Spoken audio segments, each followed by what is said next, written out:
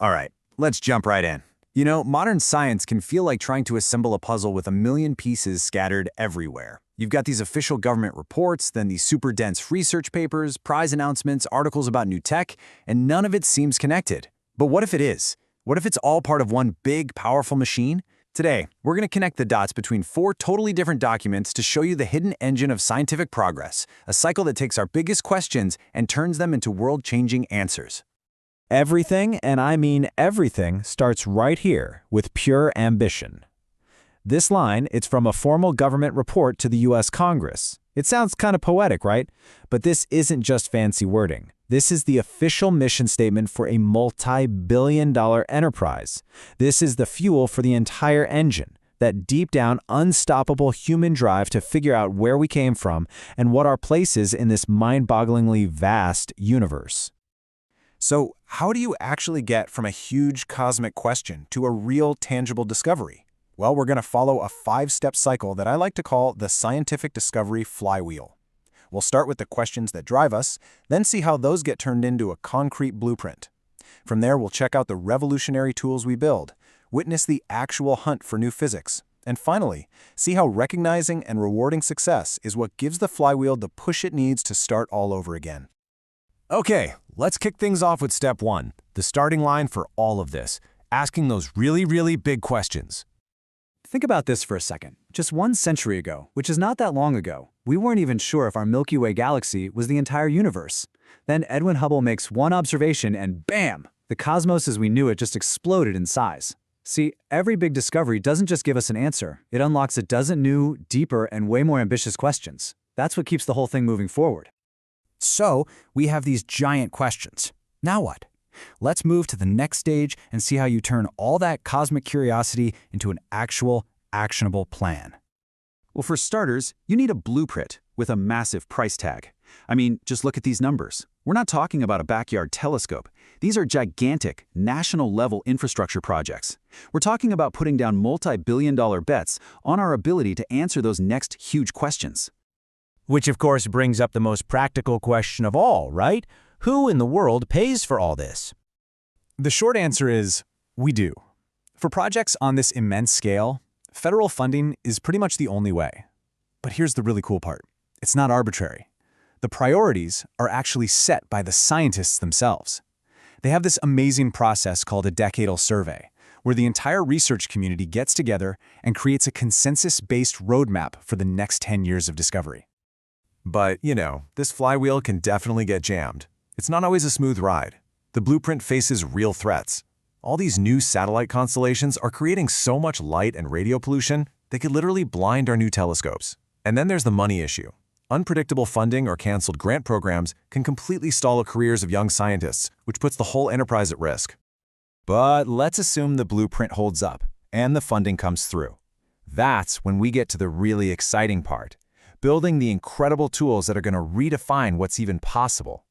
And this picture just says it all, doesn't it? That is not CGI. That's a real truck on a real, winding mountain road in Chile carrying the largest digital camera ever built. I mean, can you imagine the logistics? This is what it actually looks like to build a new eye on the universe. But the tools aren't just giant physical hardware. They're also computational. You've probably heard about quantum computers. The key difference is this. Your phone or laptop uses bits, which are always either a 0 or a 1. Simple. But quantum computers use qubits. And here's the mind-bending part. Thanks to a property called superposition, a qubit can be a 0, a 1, or both at the exact same time. That one little trick lets them process information in a massively parallel way that's impossible for any normal computer. And just like the space race, there's a new race happening right now to build the best quantum computer. And it's not like there's just one way to do it. You have giants like Google and IBM betting on one technology, while other groups are using trapped ions, or particles of light, or even individual atoms. It's like the Wild West, and honestly, nobody knows which approach is going to win out in the end. So let's recap. We have our blueprint. We've built these insane new tools, both the giant cameras and the mind-bending computers. Now, finally, it's time to go hunting. And that hunt leads us to some pretty strange places, like these things called topological materials. Now, it's a complex idea, but here's a simple way to think about it. Imagine a material where electricity can flow perfectly along its surface with zero resistance, but it can't pass through the middle at all. The surface is a superhighway, and the inside is a total roadblock. And the wildest part is, this property comes from its geometric structure, its shape, which makes it unbelievably robust. So, remember those powerful new computing tools we were just talking about? Well, by using that kind of high-powered computing to search through huge databases of known materials, a research paper just announced a breakthrough. They predicted the existence of 250 brand-new topological materials. This isn't just discovery, this is discovery on an industrial scale. So, a discovery is made. The hunt was a success. What happens now? Well, this part is absolutely crucial. To keep the flywheel spinning, the system has to recognize and reward that success. That's what inspires the whole next cycle.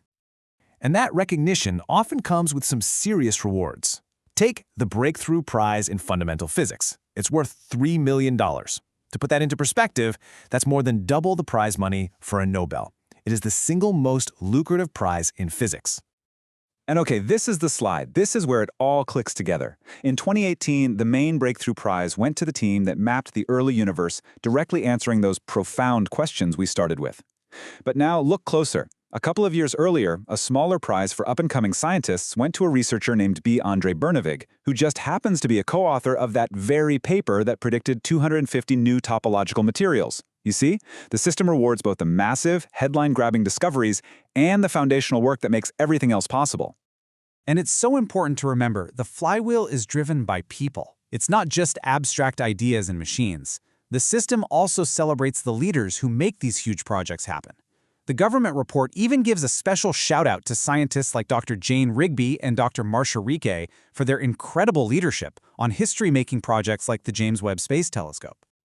So there you have it, the Scientific Discovery Flywheel, the whole cycle. It all begins with our deepest, most human questions.